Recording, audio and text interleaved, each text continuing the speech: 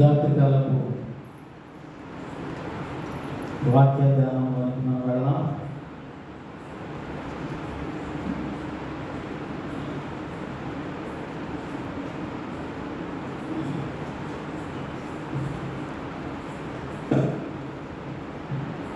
ఇర్మియా గ్రంథము 17వ అధ్యాయము 5వ వచనం నుండి.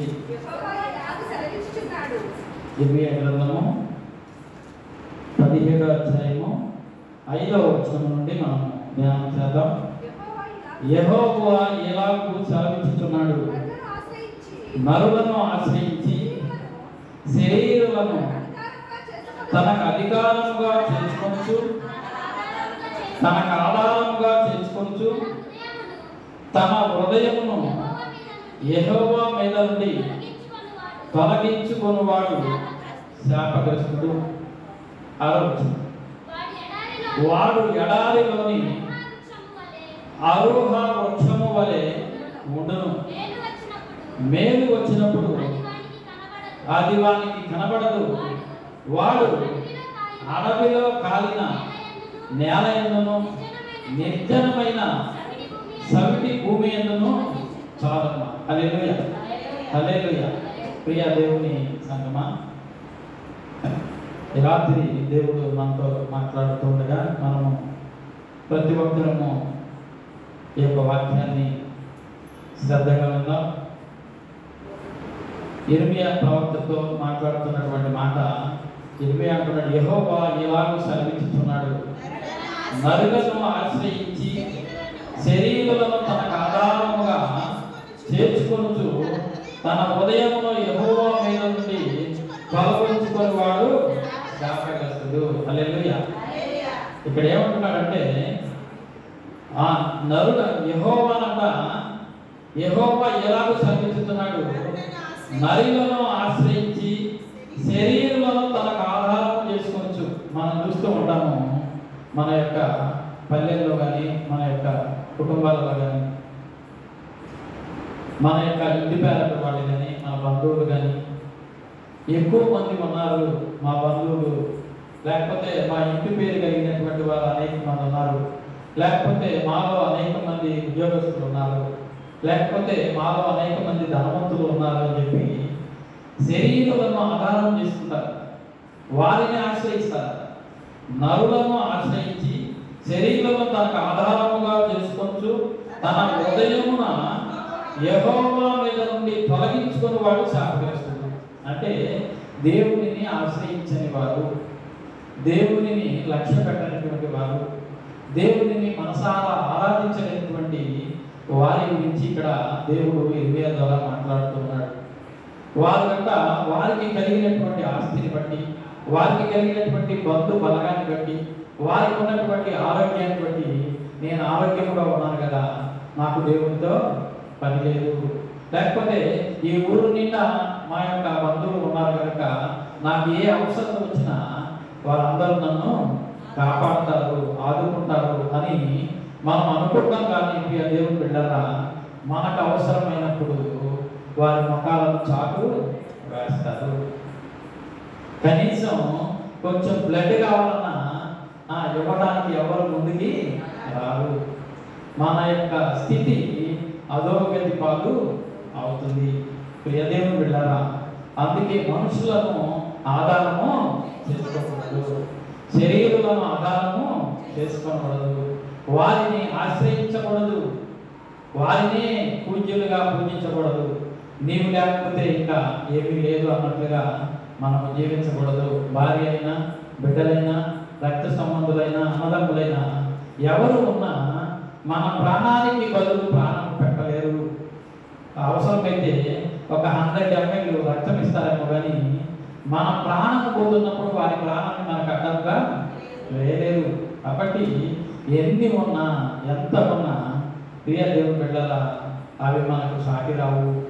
మనకు ఆ మనలను వ్యాధుల నుండి, బాధల నుండి, సమస్యల నుండి, లేకపోతే ప్రాణం నుండి తప్పించేవాడు ఎవరంటే ఆ దేవుడైనటువంటి యెహోవా.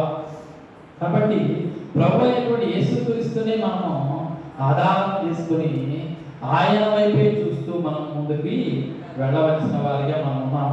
ఈయన అంటున్నాడు, యెహోవా నుండి తొలగించుకుని వాడు శాపగ్రస్తుడు. యెహోవా మీద నుండి తన హృదయాన్ని అంట తొలగించుకునేవాడు ఏమవుతాడంట? శాపగ్రస్తుడు. ఎన్ని ఉన్నా లేని వాడితో సమానము. ఎంత కలిగి ఉన్నా ఆ యొక్క తినలేనటువంటి పరిస్థితి. కాబట్టి మనకు ధనధాన్యాలు ఎన్ని ఉన్నా దేవుడు బిడ్డరా, ఆరోగ్యము లేకపోతే, మనకు జీర్ణాశయము సరిగ్గా పనిచేయకపోతే, తినిన ప్రతీది మనకు జీర్ణం కాకపోతే మనం ఎంతో ఇబ్బంది పడుతూ ఉంటాం. కాబట్టి మన ఆరోగ్యమైన, మన ఐశ్వర్యమైన, మన ఆనందమైన, మనకున్నటువంటి ఏదైనా మనం సంతోషంగా బ్రతకాలి అంటే దేవుని మీదే ఆధారపడాలి, దేవుడిని ఆశ్రయించాలి. కానీ నరులను ఆశ్రయించకూడదు, నరుల వైపు చూడకూడదు. అలా చూసేవాడు ఎలా ఉంటాడు అంటే, నరులను ఆశ్రయించేవాడు ఎలా ఉంటాడు అంటే, వాడు ఎడారిలోని అరోహ వృక్షము వలె ఉండును. మేలు వచ్చినప్పుడు అది వానికి కనబడదు. వాడు అడవిలో కాలిన నేల యందు, నిర్జనమైన చవిటి భూమి యందును నివసించును. హల్లెలూయా, హల్లెలూయా. దేవుడిని ఆశ్రయించని వాడి పరిస్థితి ఎలా ఉంటుందంటే, ఎడారిలో ఉన్నటువంటి అరూర వృక్షము వలె. అరూర వృక్షము, నేను దాని గురించి కొంత సేకరిద్దామని చూశాను, కానీ కొంచెం సింపుల్గానే ఆ యొక్క మాటను ఆ పాస్టర్ గారు తెచ్చేసాడు. ఎందుకంటే అరూర వృక్షం అంటే ఎడారిలో ఉంటుంది. దానికి సరైనటువంటి నేల, సరైనటువంటి నీరు, సరైనటువంటి శీతోష్ణ స్థితి. అంటే వర్షాకాలం వర్షం పడుతుంది మనకి, వేసవకాలం ఎండలు వస్తాయి, శీతాకాలం చలి ఉంటుంది. ఆ యొక్క ఎడారిలో ఉన్నటువంటి ఆ అరూర వృక్షానికంట ఏ కాలంలో చూసినా ఆ ఉష్ణత అనేది ఎక్కువగా ఉండదంట. అది ఆ యొక్క పుట్టిన దగ్గరే అలాగే ఉండదంట. ఎదుగుదల అనేది ఉండదంట. కొంచెముగా పొదలాగా ఉండి తనను తాను రక్షించుకుంటూ అక్కడే అది నిలబడి ఉంటూ ఉంటుందంట. దాని నుండి ఎటువంటి ఫలాలు రావు. ఒకవేళ అవసరమైన ఆకులు కూడా రాల్చి వేస్తుంది, అయితే దాని నుండి ఎటువంటి ఫలాలు రావు. ఆకులు లేవు కదా అని చచ్చిపోయింది అనుకోవడానికి అది చనిపోయిన స్థితిలో కూడా ఉండదంట, బ్రతికి ఉంటుందంట. కానీ ఎటువంటి ఫలాలు రావు. రాకపోతే కారణం ఏంటంటే, ఆ భూమిలో ఉన్నటువంటి ఆ యొక్క ఎడారిలో ఉంది కనుక, ఆ యొక్క చవిటి భూమిలో ఉంది కనుక, ఆ నీరు ప్రదేశంలో ఉంది కనుక, ఆ ఇసుకలో, ఎడారిలో, ఎడారి అంటే ఇసుకే కాబట్టి ఆ ఇసుకలో ఉంటుంది కనుక దానికి ఎటువంటి పోషకాహారాలు దానికి అందవు. కాబట్టి అది ఆ యొక్క నిర్జీవ స్థితిలో, అంటే నిర్జీవ స్థితి అంటే తెలుసుగా, బ్రతికున్నా కానీ చచ్చిన వాడితో సమానం. మనం చాలా మంది చూస్తూ ఉంటాం, యాక్సిడెంట్ అయినప్పుడు, లేకపోతే ఇంకేనా ఎక్కడి నుంచి పైన 4-3 అంతస్తులు పడిపోయినప్పుడు, కానీ ఏదైనా జరిగినప్పుడు వాళ్ళకి నడుము ఇవంతా పోయి వాళ్ళని ఒక మంచం మీద పడుకోబెడతారు. వాళ్ళు అట్లా చూస్తూ ఉంటారు, కానీ ఇక ఎటువంటి మాట, చూపు, లేకపోతే ఎవరైనా వచ్చినప్పుడు కనీసం కన్నీరు కాల్చేటువంటి స్థితి కూడా వాళ్ళకి ఉండదు. వాళ్ళు నిర్జీవ స్థితిలో ఉన్నారు అని అర్థం. కాబట్టి ప్రియ దేవుని బిడ్డలారా, ఆ నిర్జీవ స్థితిలో ఆ చుట్టూ ఉన్నట్లుగా ఆ యొక్క దేవుడిని ఎరగని వాటి స్థితి కూడా అలాగే ఉంటుంది. నిర్జీవమైనటువంటి స్థితిలోనికి దేవుడు వారిని నెట్టివేస్తాడు. కాబట్టి యెహోవాని మనం ఆశ్రయించాలి. ఒకవేళ అలా ఆశ్రయించకపోతే ఎడారిలో ఉన్నటువంటి అరూర వృక్షం వలె ఉంటాము మనమంట. ఇక్కడ అంటున్నాడు, మేలు వచ్చినప్పుడు అది వారికి కనబడదు. అంటే దేవుడిని ఎరగని స్థితిలో వాడు ఉన్నాడు అంటే వాడికి దేవుడు ఎంత మేలు చేసినా కానీ వాడు గ్రహింపలేదు, వాడికి ఉండదు.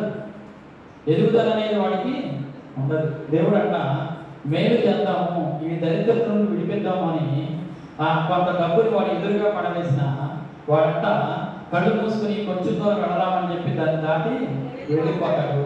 అంటే వాడి దరిద్రత నుండి దేవుడు కూడా వాడిని విడిపించలేడు.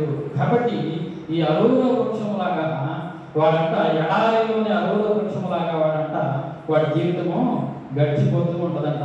ఎన్నో ప్రయాసాలు పడుతూ ఉంటాడు, ఎన్నో ఇబ్బందులు పడుతూ ఉంటాడు. అనేకమైనటువంటి మోసకరమైనటువంటి పనులు చేస్తూ ఉన్నా కానీ దేవుడిని అనేది గ్రహించకుండా తన యొక్క జీవితాన్ని సాగిస్తూ ఉంటాడు. ఇక్కడ అంటున్నాడు, మేలు వచ్చినప్పుడు అది వానికి కనపడదు, వాడు అడవిలో కాలిన నేలందు నిర్జనమైన చవిటి భూమి యందును నివసించును. భూమి మనం చూసాం పోయినసారి మనకు రెండో ప్రపంచ యుద్ధం అప్పుడు యురేకా నాగసాకి దగ్గర ఒక బాంబు వేశారు. ఆ బాంబు వేస్తే ఇప్పటి వరకట ఆ నేల మీద చిన్న గడ్డి కూడా రావలేదు. అలాంటి పరిస్థితి, నిర్జనమైనటువంటి స్థితి. కాబట్టి అలాంటి స్థితిలో ఆ ఎడారి జీవితంలో వాడు జీవించాల్సినటువంటి పరిస్థితి, చవిటి భూమి యందు నివసించాల్సిన పరిస్థితి ఏర్పడుతుంది. అన్నీ ఉంటాయి కానీ ఏది ఉపయోగంకి రాదు. ఎందుకంటే తన సృష్టికర్తను వాడు మర్చాడు కనుక, ఆ యొక్క సృష్టికర్తను మర్చి సృష్టినే పూజిస్తూ ఉన్నాడు కనుక వాడి జీవితము ఎడారిలోనే అరోగ వృక్షం వలె ఉన్నది. మేలు వచ్చినా వాడికి కనపడదు, వాడు అడవిలో కాలిన నేల యందు నిర్జనమైన చవిటి భూమి యందును నివసించును. ఇక్కడ అంటున్నాడు 7వ వచనంలో, యెహోవాను నమ్ముకున్నవాడు ధన్యుడు, యెహోవా వానికి ఆశ్రయముగా ఉండును. హల్లెలూయా, హల్లెలూయా. యెహోవాని నమ్ముకునేవాడంట ధన్యుడంట. యెహోవా వానికి ఎలా ఉంటాడంట? ఆశ్రయముగా ఉంటాడు. ఒక కుటుంబం ఉంది, ఆ కుటుంబంలో పిల్లలు, చిన్న చిన్న పిల్లలు, తన యొక్క తండ్రి ఆ కుటుంబానికి ఎలా ఉంటాడు? ఆశ్రయముగా ఉంటాడు, కాపుదలగా ఉంటాడు. కాబట్టి ఆ యొక్క తండ్రి కాల్చినటువంటి ఆ కుటుంబాన్ని ఇంకా ఎవరు కాయలేరు. ఒక కోడిని మనం చూస్తాము, ఆ పిల్లల్ని ఎంతో శ్రద్ధతో ఆ కోడి కాపు కాస్తూ ఉంటుంది. గ్రద్ద వచ్చిన తన యొక్క ప్రాణాన్ని తెగించి ఏం చేస్తుంది? గ్రద్ద మీద యుద్ధం చేసి ఆ పిల్లల్ని కాపాడుకుంటుంది. కాబట్టి కోడి ఆ రీతిగా కాపాడుతూ ఉంటే, ఈ జీవాధిపతి అయినటువంటి దేవుడు, రక్షకుడైనటువంటి దేవుడు, మనల్ని బ్రతికించినటువంటి దేవుడు, మనల్ని పుట్టించినటువంటి దేవుడు, మనకు సమస్తం ఇచ్చినటువంటి దేవుడిని మనం ఏ రీతిగా ఆశ్రయించాలి? అందుకే అంటున్నాడు 7వ వచనంలో, యెహోవాని నమ్ముకునేవాడు ధన్యుడు, యెహోవా వానికి ఆశ్రయముగా ఉంటాడు. దేవుడు ఆశ్రయముగా ఉంటే ఆ నరుడిని ఎవ్వరు టచ్ చేయడానికి కూడా అవకాశము ఉండదు. అందుకే ఇశ్రాయేల్ దేశం మీదకి ఎన్ని దేశాలు యుద్ధానికి వచ్చినా ఇశ్రాయేల్ని కొంచెం కూడా కలపడానికి అవకాశము ఉండదు. ఎందుకంటే అది దేవుడు ఎన్నుకున్నటువంటి ప్రదేశము, దేవుడు నలయాడినటువంటి ప్రదేశము, దేవుడికి ఇష్టమైనటువంటి ప్రదేశం కనుక ఆయన అంటాడు, ఇశ్రాయేల్ దేశం గురించి ప్రార్థన చేయండి అంటాడు. కాబట్టి దేవుడు బిడ్డలా, మనము క్షేమంగా ఉండాలి అంటే, మనము బిడ్డలతో అభివృద్ధి చెందాలంటే, ఆ అరోహ వృక్షం వల్ల మనం ఉండకుండా ఉండాలి అంటే, ఆ మేలుని పొందుకోవాలి అంటే మనము యెహోవానే ఆశ్రయించాలి. ఆయనను ఆశ్రయించి ఆయన నమ్ముకుంటే మనం ధన్యులుగా ఉంటాము. ఆయన మనకు ఆశ్రయ దుర్గముగా ఉంటాడు. యేసయ్య గారు అక్కడ పాట పాడతారు, ఆశ్రయ దుర్గమ మా యేసయ్య అనే మంచి పాట. కాబట్టి ఆయన ఆశ్రయ దుర్గము. కాబట్టి ఆయన ఆశ్రయముగా ఉన్నప్పుడు, దుర్గముగా ఉన్నప్పుడు మన కోటను ఆయన కాపలా కాస్తూ ఉంటాడు. మనం ఏం చేస్తాం? రాత్రి పగలంతా పనిచేసి రాత్రి నిద్రపోతూ ఉంటాం. ఆ టైంలో మనకి ఎవరు కాపలాగా ఉంటారు? దేవుడే మనకు కాపలా. మన బిడ్డలు కాదు, మన భర్త కాదు, మనకు కలిగినది ఏదీ కాదు, కానీ మన సంపద కూడా మనల్ని కాపాడదు. కానీ ఆ దేవుడే మనకు రక్షకుడే, మనకు తోడుగా ఉంటాడు, మనల్ని కాపు కాస్తూ ఉంటాడు. కాబట్టి ప్రియ దేవుని బిడ్డల, ఆయనను ఆశ్రయించే వారిగా మనం ఉండాలి. ఆయన అంటాడు 8వ వచనంలో, వాడు జలముల యొద్ద నాటబడిన చెట్టు వలె ఉండును, అది కాలువల వలన దాని వేళ్లను తన్నును, వెట్ట కలిగినను దానికి భయపడదు, దాని ఆకు రాల్చదు, ఆకు పచ్చగా ఉండును, వర్షము లేని సంవత్సరమున చింతనందులు, కాపు మానదు. హల్లెలూయా. ప్రియ దేవుని బిడ్డలారా, దేవునిని ఎరిగినటువంటి కుటుంబము, లేకపోతే దేవుని ఆశ్రయించినటువంటి బిడ్డలు ఏ రీతిగా ఉంటారంటే, ఆ యొక్క వ్యక్తి, దేవుని ఆశ్రయించినటువంటి వ్యక్తి ఏ రీతిగా ఉంటాడు? జలముల యొద్ద నాటబడిన చెట్టు వలె ఉండును. నీటి వారన నాటిన చెట్టు ఎలా ఉంటుందంట? పచ్చగా ఉండదంట. అది పచ్చగా ఉండమే కాదు కానీ వెట్టగలిగినను, ఒకవేళ అంటే వేసవి కాలం వచ్చిన ఒక 5 సంవత్సరాలు కరువు వచ్చిన, లేకపోతే నీరు లేనటువంటి పరిస్థితి, నదులన్నీ ఎండిపోయినా ఆ యొక్క ఈ చెట్లు ఎలా ఉంటాయంట, నీటి వలన ఉన్నటువంటి చెట్లు ఆ కింద నుండి ఆ ఊటను లాక్కుంటూ ఆ మిగిలిన చెట్లన్నీ ఎండిపోవచ్చు, కానీ ఆ నీటి వలన ఉన్నటువంటి చెట్టు ఎండిపోవడానికి అవకాశము ఉండదు. కాబట్టి అలాగే దేవుడిని ఆశ్రయించిన కుటుంబము, ఆ యొక్క ఊరంతా ఒకవైపు ఉన్న ఆ కుటుంబం ఒకవైపు ఉన్న ఆ యొక్క దేవుడిని ఆశ్రయించినటువంటి వారి పట్ల దేవుడు ఎంతో కృప చూపేటువంటి దేవుడు. ఎంతగానో ఓదార్స్తూ ఉంటాడు, నెమ్మదిస్తూ ఉంటాడు. సమస్యలు వస్తాయి, లేకపోతే ఇబ్బందులు వస్తాయి, లేకపోతే అనేకమైన స్వాదాలు వస్తాయి, లేకపోతే ఇరుగు పొరుగు వారితో అనేకమైనటువంటి చూటి మాటలు, అనేకమైనటువంటి ఇబ్బందులు కలుగుతూ ఉంటాయి. ఏమి కలిగినా ఆ నీతిమంతులలోనికి ఎవరు రారు. కాబట్టి ఆ యెహోవాను ఆశ్రయించేటువంటి వారు నీటి కాలువల వారబడిన చెట్టు వలె, నాటబడినటువంటి చెట్టు వలె ఉంటారు అని చెప్పి ఇక్కడ చెబుతూ ఉన్నాడు. ఈ కీర్తన గ్రంథం 1:2 ఉంటుంది. కీర్తన గ్రంథము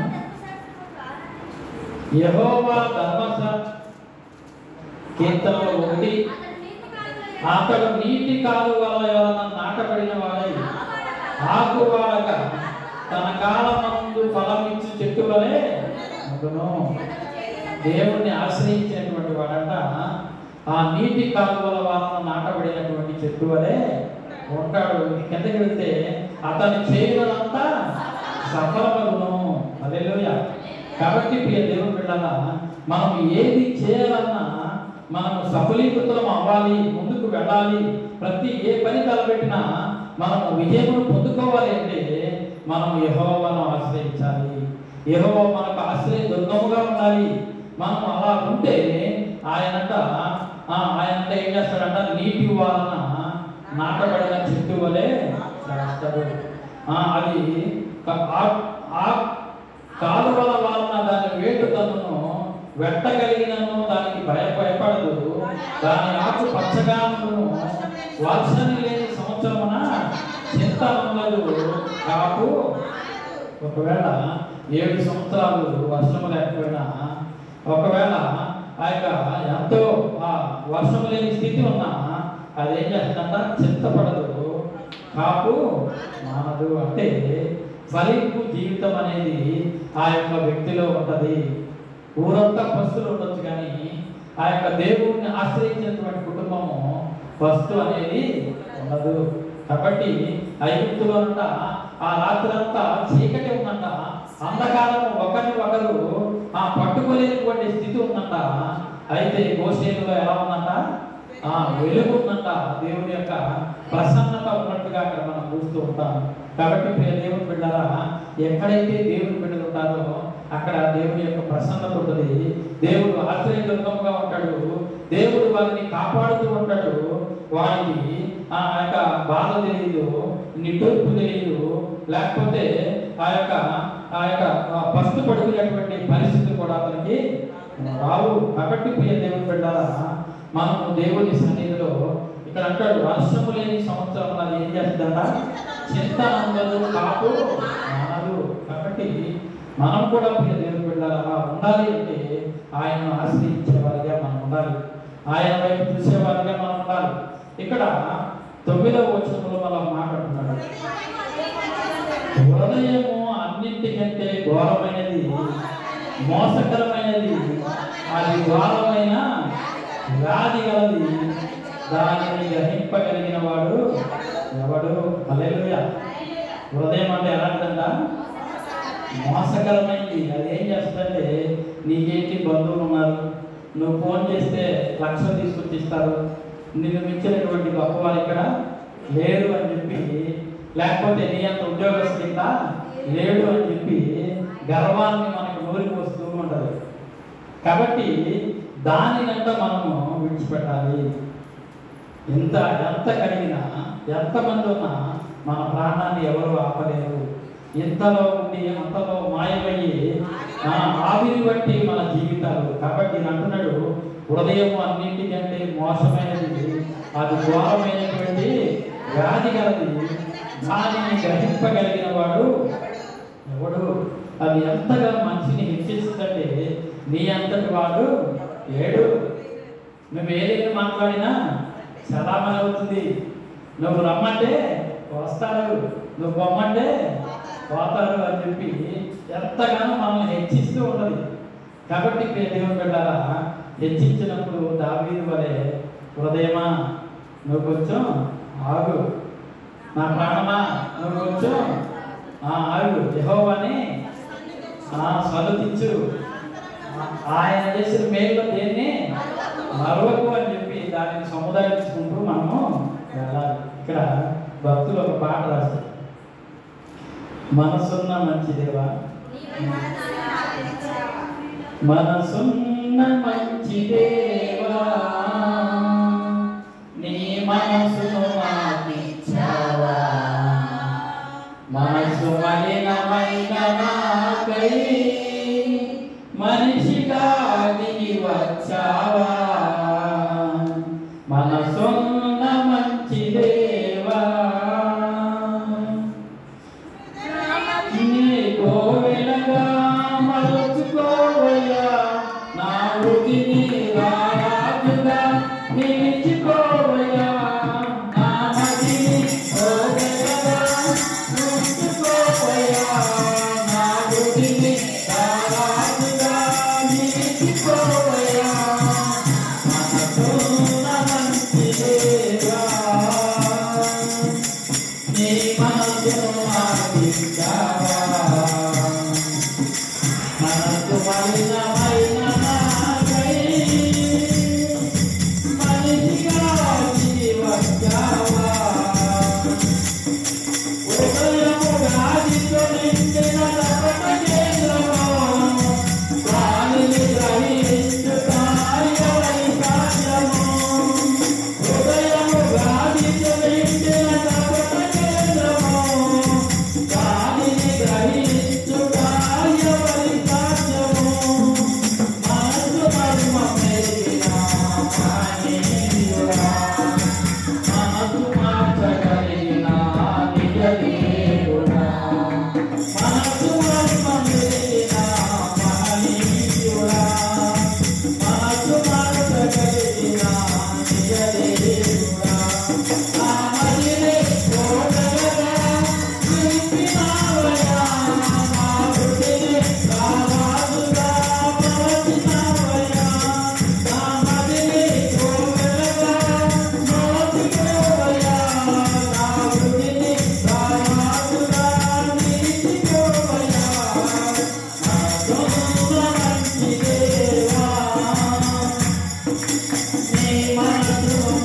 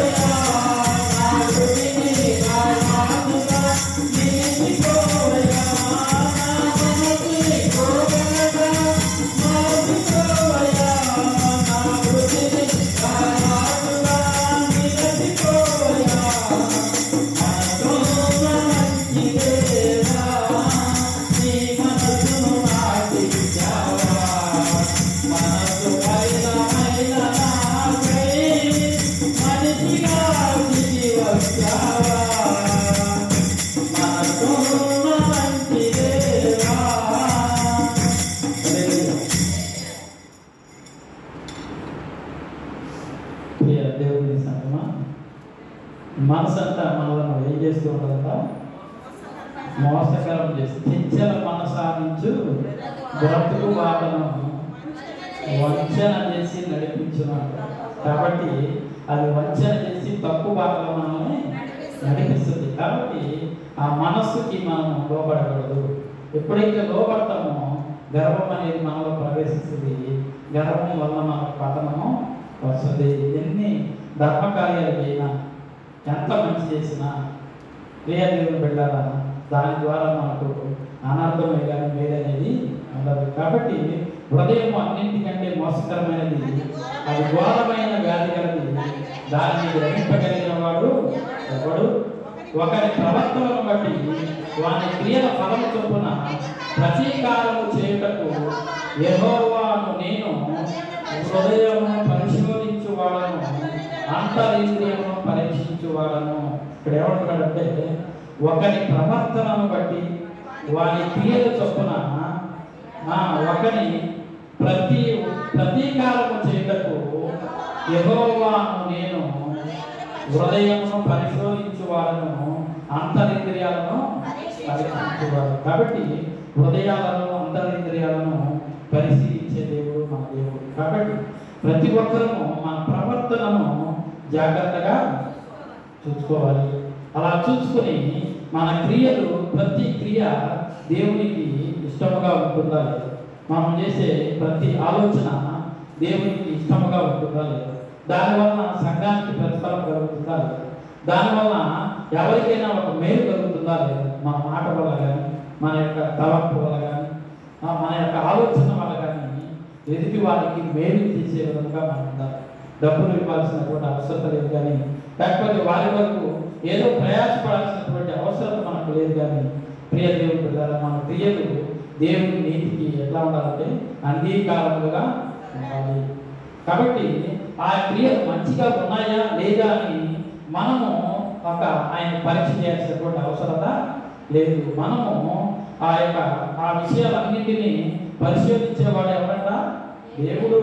ఆయన అంటున్నాడు, పరిశోధించువాడను, హృదయంలో పరిశోధించువాడను, అంతరింద్రియమును పరీక్షించువాడను నేనే అంటున్నాడు. కాబట్టి ఆయన పరీక్షించుకుంటాడు, ఆయన తూకం వేస్తాడు.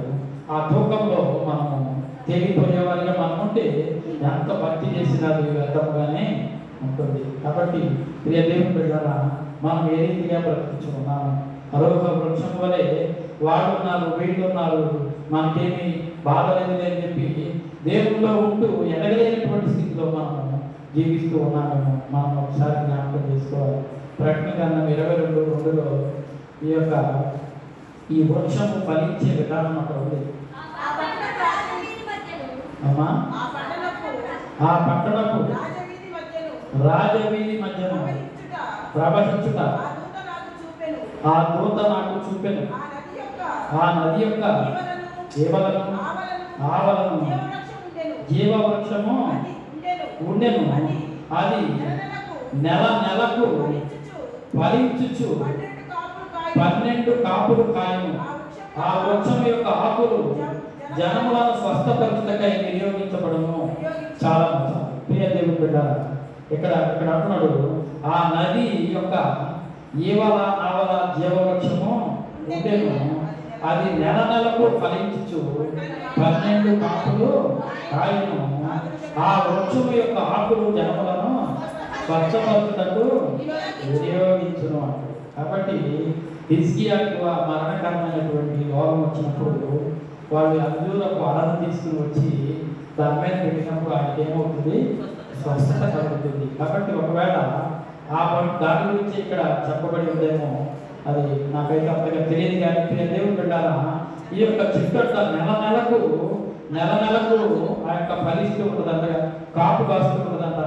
12 నెలలు 12 కాపులు కాస్తూ ఉంటుంది. అంటే ఎటువంటి లోటు లేనటువంటి కుటుంబము, ఎటువంటి లోటు లేనటువంటి జీవితము, ఆ యొక్క దేవుని ఆశ్రయించినటువంటి కుటుంబము ఈ యొక్క చెట్టు వలె ఉంటుంది. నీటి వాళ్ళ నాటబడిన చెట్టు వలె ఉంటుంది. నెల వారి ఇంట్లో ఎటువంటి ఆ యొక్క బాధ నిట్టూర్పు అనేది ఉండదు. ఈ దేవుని బిడ్డలారా, ఈ సమయంలో చిన్న మాట నేను చెప్తాను.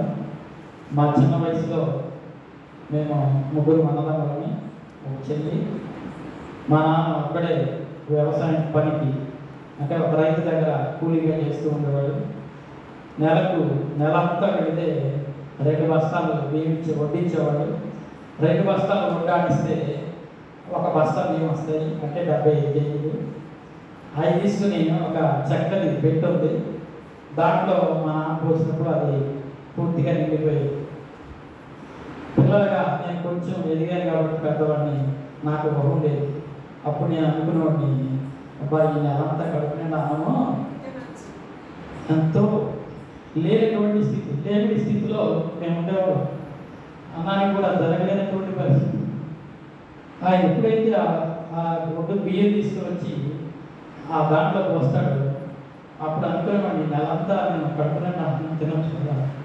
అలాంటి స్థితిలో మేము పెరిగాము. దేవుడు ఈ చెట్టక్క నెల ఫలిస్తూ ఉంటుంది, నెల కాపు వస్తుంది. అంటే ఆ కుటుంబం ఎలా ఉంటుంది అంటే, దేనికి కొదువు అనేది, లోటు అనేది, కన్నీరు అనేది ఆ కుటుంబంలో ఉండదు. కాబట్టి ప్రియ దేవుని బిడ్డలారా, ఆ విధముగా మనం ఉండాలి అంటే మనము ఆయన సన్నిధిలో భయభక్తులు కలిగి ఉండాలి. భయభక్తులు కలిగి ఉండటమే కాదు కానీ అనేక మందికి శాంతించేవారు కానీ, అనేక మందిని ఓదార్చేవారు కానీ, అనేక మందికి నెమ్మదిగా నడిపించేవారుగా మనం ఉండాలి. అలా ఉండగలిగితే మనము ప్రియ దేవుని బిడ్డలారా, ఈ చెట్టంట నెల కాపు కాస్తుంది, 12 కాపులు కాస్తుంది. మళ్ళా దాని ఆకులను ఏం చేస్తాను, అనేక మందికి స్వస్థతనిస్తుందంట. అంటే ఏది ఇచ్చిపెట్టడానికి వీలైనటువంటి పరిస్థితి. కాబట్టి ప్రియ దేవుని బిడ్డలారా, మనం కూడా ఆయన సన్నిధిలో మనము అనాథులను చూడాలి, దిక్కులేని వారిని చూడాలి, తల్లిదండ్రులు లేని వారిని చూడాలి, ఆదరించే వారిగా మనం ఉండాలి. కానీ మనం బంధువులు ఉన్నారు కదా, లేకపోతే మనం కలిగినటువంటి వారు అనేక మంది ఉన్నారు కదా అని మనం ఉండడానికి వీల్లేదు. అలా ఉంటే అరువుల వృక్షం వచ్చిన దగ్గరే ఏ రీతిగా అది పతనమైపోతుందో, ఏ రీతిగా ఎదగలేనటువంటి స్థితిలో ఉండదో, ఏ రీతిగా ఫలములు లేనటువంటి స్థితిలో ఉండదో, అది మహావృక్షములాగా పెరిగి ఉంటుందంట. ఎప్పుడు చూసినా, ఎన్ని సంవత్సరాలు వెళ్ళినా అది అక్కడే ఉంటుందంట. దానికి చావనేది లేదంట. కానీ అదే విధంగా ఫలింపలేదు కూడా దానికి ఆ అరువుల వృక్షానికి ఉండదంట, అది ఫలించదంట. కాబట్టి ప్రియ దేవుని బిడ్డలారా, మనం కూడా ఎన్ని సంవత్సరాలు బ్రతికేమన్నది కాదు కానీ ఆయన సన్నిధిలో, అయ్యా నీ చిత్తంలో మేము ఉంటాం ప్రభా, నీ చిత్తంలో మేము ఉండాలి నాయన అని చెప్పి మనము ఆయన ఆశ్రయించి ఆయన వైపు చూస్తే ప్రియ దేవుని బిడ్డలారా, మనము ఆయన బిడ్డలుగా ఉంటాము. ఆయన మనలను అనేక మందిని మన చుట్టుపక్కల చూస్తున్న వారు అనేక మంది లోకాల నుంచి వెళ్ళిపోతూ ఉంటారు. వారి ప్రయాణం ముగించుకొని వెళ్ళిపోతూ ఉంటారు. మనమైతే అక్కడే ఉంటాము. ఎందుకు?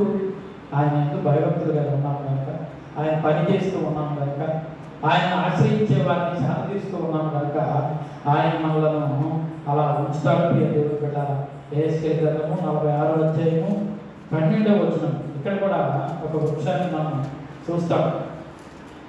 12వ వచనం, నదీ తీరమున ఇరుప్రక్కల, యెహెజ్కేలు గ్రంథము 47వ అధ్యాయము 12వ వచనం, నదీ తీరమున ఇరుప్రక్కల ఆహారమిచ్చు సకల జాతి వృక్షములు పెరుగును, వాటి ఆకులు వాడిపోవును, వాటి కాయలు ఎప్పటికీ రాలవు. ఈ నది నీరు పరిశుద్ధ స్థలములో పారుచున్నది కనుక ఆ చెట్లు నెలకు కాపులు కాయను, వాటి పండ్లు ఆహారమును, వాటి ఆకులు ఔషధముకు వినియోగపడను. హల్లెలూయా. ఇక్కడ అంటున్నాడు, సేమ్ అదే సెంటెన్స్ ఇక్కడ చెప్తూ ఉన్నాడు. నదీ తీరంలో ఉండి ఇరుపక్కల ఉన్నాయి, వాటి ఆకులు వాడవు, వాటికి ఫలాలు వస్తాయి అని చెప్పి, అవి ఎప్పటికీ రావు అని చెప్పి చెబుతూ, ఆహారానికి పనికొస్తాయి అని చెప్తూ ఇక్కడ ఏమంటున్నాడు, ఈ నది అంతా పరిశుద్ధ స్థలంలో నుండి. హల్లెలూయా, హల్లెలూయా. ప్రియ దేవుని బిడ్డలారా, మనము కూడా ఎన్ని కలిగి ఉన్నా ఈ పరిశుద్ధ స్థలానికి మనము రావాలి. అందుకే దావీదు అంటాడు, నీ మందిర ఆవరణంలో ఒక్క జనము కనుక 1000 జనముల కంటే శ్రేష్టము అంటాడు. ఎందుకు ఆ మాట అంతా అన్నాడు అంటే, ఆయన పిచ్చి పిచ్చివాడు కాదు. దావీదు గొప్పవాడు, మహానుభావుడు. ఆయన మహారాజు కూడా, దేవుని ఆశ్రయించినటువంటి వాడు, దేవుని మాట ప్రకారం నడిచినటువంటి వాడు. అలాంటి దావీదు అంటున్నాడు, నీ మందిరావరణంలో ఒక దినము గడుపుతా 1000 దినముల కంటే శ్రేష్టము అంటూ ఇంకొక వాడు అంటాడు, ఆ జనులు నీ మందిరానికి వెళుతున్నారు అని వినినప్పుడు నా హృదయం ఎంతగానో సంతోషించింది అంటాడు. ఎందుకంట ఈ పరిశుద్ధ స్థలానికి జనులు వెళుతున్నారు అంటే దేవుని యొక్క మేలుని పొందుకుంటారు. వాళ్ళు ఏడుపుతోనూ నిండుపుతోనూ బాధతోనూ వాళ్ళు వెళుతూ ఉంటారు. వాళ్ళు దేవుని యొక్క దయను పొందుకుని, దేవుని యొక్క ఆత్మను పొందుకుని వాళ్ళు సంతోషంగా తిరిగి వస్తారు అని నమ్మకము దావీదుకు ఉంది కనుక ఆయన అంటున్నాడు, జనులు మందిరానికి, యెహోవా మందిరానికి వెళుతున్నారు అని వినినప్పుడంట ఆయన హృదయం ఎంతగానో సంతోషించిందంట. ఈ చెట్టు నదీ తీరాలను ఉంటూ సకల జాతులకు ఆ యొక్క వృక్షము ఫలములు ఇస్తూ ఆకువాడకుండా ఉంటూ కాపులు కాస్తూ 12 కాపులు కాస్తున్నటువంటి వృక్షము ఎక్కడి నుంచి వెళ్తుందంట? పరిశుద్ధ స్థానంలో నుండి అది పారుతూ ఉందంట. కాబట్టి ప్రియ దేవుని బిడ్డలారా, ఆ పరిశుద్ధ స్థానంలో 6 రోజులు మనం పనిచేస్తాము. 7వ రోజు ప్రభు అయినటువంటి దేవుని సన్నిధికి మనం రావాలి. ఆ పరిశుద్ధ స్థలంలో మనము నడయాడుతూ ఉంటే మనము, మన కుటుంబము, మన బిడ్డలు దీవింపబడతారు. ప్రియ దేవుని బిడ్డలారా, అలా దీవింపబడటమే కాదు కానీ మనము వెళ్ళిన ప్రతి స్థలంలో మనం వెళ్ళిన ప్రతి స్థలంలో ఆ కుటుంబము దీవింపబడుతూ ఉంటుంది. ఈ యొక్క ఆదికాండంలో ఉంది. ఆదికాండం 30వ అధ్యాయము 27వ వచనం. అక్కడ యాకోబు అంట, అందుకు లాభము అతనితో నీ కటాక్షము నా మీద ఉన్న ఎడల నా మాట వినుము, నిన్ను బట్టి యెహోవా నన్ను ఆశీర్వదించదని శకునము చూసి తెలుసుకుంటునని చెప్పాను. హల్లెలూయా, హల్లెలూయా. ప్రియ దేవుని బిడ్డలారా, ఇక్కడ యాకోబు అంటాడు, లాబాను అంటాడు యాకోబుని, అయ్యా నీ భార్య పిల్లలతో నువ్వు వెళ్ళొద్దు, నేను వారిని నీకు అప్పగిస్తాను. అయితే నేను అంటున్నాడు, నా భార్యలను 26 నుంచి చదువు, నా భార్యను నా పిల్లలను నాకు అప్పగించుము, అప్పుడు నేను వెళ్ళేదను వారి కోసము నీవు కొలువు చేసివి, నేను కొలువు చేసిన విధమును నీ వెలుగు కదా అని చెప్పాను. అందుకు లాభాను అతనితో నీ కటాక్షము నా మీద ఉన్న ఎడల నా మాట వినుము, నిన్ను బట్టి యెహోవా నన్ను ఆశీర్వదించనని శకునము చూసి తెలుసుకుంటునని చెప్పాను. హల్లెలూయా. ఎవరిని బట్టంట? ఆ యొక్క యాకోబుని బట్టి దేవుడు లాభాన్ని ఆశీర్వదించాడు. కాబట్టి మనలను బట్టి మన బంధువులను దేవుడు ఆశీర్వదించాలి, మనలను బట్టి మన కుటుంబాలను దేవుడు దీవించాలి. అలా దీవించాలి అంటే మనము ఈ యాకోబు వలె పట్టుదల కలిగినటువంటి వారిగా మనం ఉండాలి. ప్రార్థన చేసే విషయంలో మనం ఇంకా వెనక్కి వెళితే యాకోబు ఆ రాత్రంతా ప్రార్థన చేస్తాడు, వెనుగులాడతాడు. కాబట్టి దేవుడు బిడ్డలారా, అలాంటి పట్టుదల కలిగినటువంటి యాకోబు వలె మనం ప్రార్థన చేస్తే మన వలన మనం వెళ్ళిన ప్రతి స్థలంలో దేవుడు మనతో ఉంటాడు. ఆ మనతో ఉన్నాడు కనుక ఆయన మనం వెళ్ళినటువంటి స్థలంలో ఆ కుటుంబాలను దేవుడు దీవిస్తాడు, ఆశీర్వదిస్తాడు. అయితే ఇంకా ఎంతో మెసేజ్ ఉంది. దేవుడు బిడ్డలారా, సమయం ఎక్కువగా అయిపోతుంది కనుక నేను ముగిస్తున్నాను. మన భక్తి అంతా ఎలా ఉండాలి అంటే కొంచెం చదివించాలి. కానీ 47వ అధ్యాయం ఎహెజ్కేలు 3వ వచనం, 47 ఎహెజ్కేలు గ్రంథము. ఆ మనుష్యుడు కొనలు చేత పట్టుకుని తూర్పు మార్గమున బయలు వెళ్ళి 1000 మూరలు కొలిచి ఆ నీళ్ల కూడా నన్ను నడిపింపగా నీళ్లు చీలమండి లోతులో ఉండేమో. చాలా వచ్చారు ఇక్కడ కింద వరకు 5వ వచనం దాకా మనం చూస్తే ఆ యొక్క లోతట ఆయన కొలుస్తూ ఉన్నాడు, ఈయన దింపుతూ ఉన్నాడు. ఆ దోత వచ్చి కొలత వేస్తూ ఎహెజ్కేలు అందులో దింపుతూ ఉన్నాడు. ఆయన అంటున్నాడు చివరికి 5వ వచనం అంటాడు, నేను దాటలేనంత ఆయన ఇంకను 1000 మూరలు కొలవగా నీళ్లు మింగి లోతై నేను దాటలేనంత నది కనబడేను. దాన్ని దాట వీలు లేకుండా ఏదవలసినంత నీరు గల నది ఆయన. హల్లెలూయా హల్లెలూయా. ఇక్కడ అంటాడు ఆ యొక్క దూత నీళ్లు కురుస్తూ ఉంది, ఏస్కేలు నింపుతుంది. ఒకసారి వచ్చినప్పుడు చీరమండలికి వచ్చింది, ఇంకొకసారి వచ్చినప్పుడు నడుము దగ్గరకు వచ్చింది, ఇంకో మోకాళ్ళ దగ్గరకు వచ్చింది, ఇంకొకసారి వచ్చినప్పుడు నడుము దగ్గరకు వచ్చింది, ఇంకొక దగ్గరకు వచ్చినప్పుడు గొంతు దాకా వచ్చింది. తర్వాత ఆయన వేదలేనంత దాటలేనంత నది అయ్యింది అంటాడు. మన యొక్క ఆత్మీయ జీవితం కూడా ఇలాగే ఉండాలి. హల్లెలూయా. మనము దేవుని సన్నిధిలో రక్షణ పొందినప్పుడు మన యొక్క పరిస్థితి ఆ చీలమండలి పరిస్థితిలో ఉంటాము. అంటే వచ్చి రాని ప్రార్థన చేస్తూ ఉంటాము. కొన్ని దినాలు గడిచిన తర్వాత మోకాళ్ళకు అనుభవం, అంటే మోకరించి ఎక్కువ సమయం దేవుని సన్నిధిలో ప్రార్థించే మోకాళ్ళ అనుభవం కలిగిన వారిగా మనం ఉంటాము. ఇంకా కొంచెం లోతుకు వెళితే నడుము లోతు అనుభవం, అంటే సగానికి మించి మనము దేవునికి సమర్పించుకునే వారిగా మనం ఉంటాము. ఇంకా ముందుకు వెళితే ఆ యొక్క మన యొక్క భుజం వరకు ఆ నీరు వ్యాపించినట్లుగా చూస్తాం. అంటే దేవుని బిడ్డలారా, ఆత్మీయ జీవితంలో మనము కుడికి కానీ ఎడమకు కానీ తొట్టిల్లకుండా యెహోవాయే నా దేవుడు, ఆయనే నా బలము, ఆయనే నా శక్తి, సమస్తము ఆయనే అని చెప్పి మనము దేవుని సన్నిధిలో నిలబడే వారిగా మనం ఉండాలి. ఈయన అంటున్నాడు ఏదవలసినటువంటి పరిస్థితి నాకు కలిగింది అంటే భక్తిలో మనము సమస్తము భరించేవారు. టీచర్ గారు ఉన్నారు, మందిరం నిర్మించడానికి ఎంతో ప్రయాసపడ్డారు.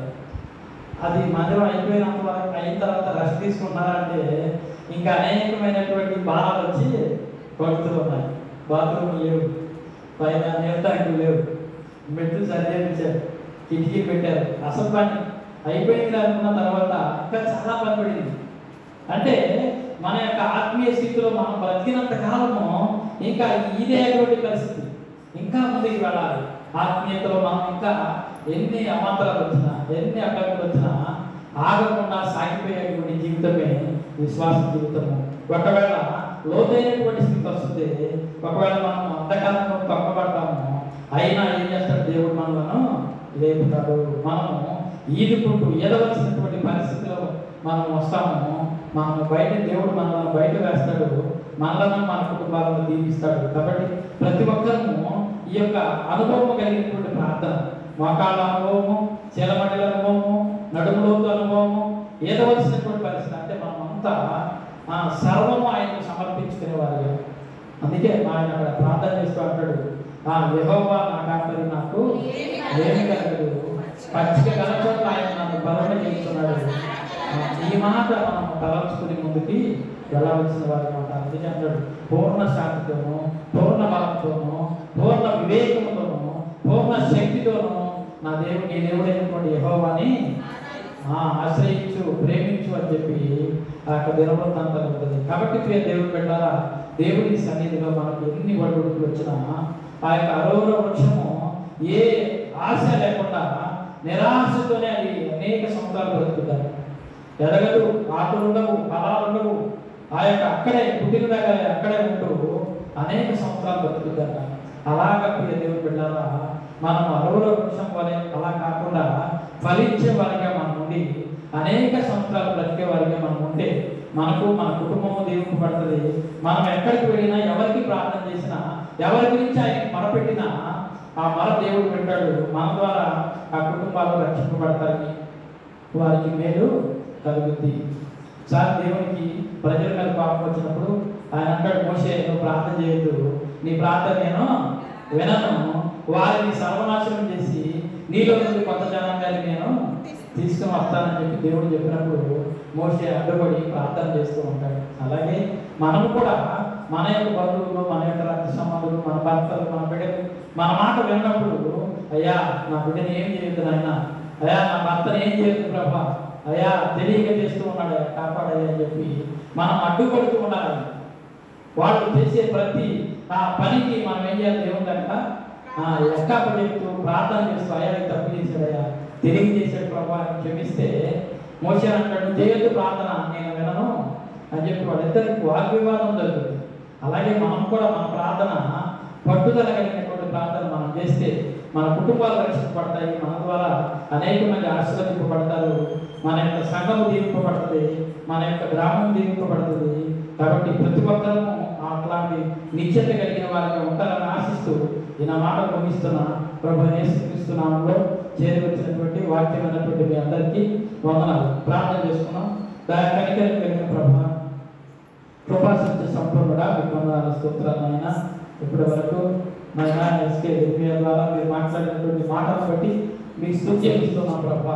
మీ కాపుదల నుంచి నాయన అయ్యా మేము అరువులో వృక్షము వలె ఫలింపలే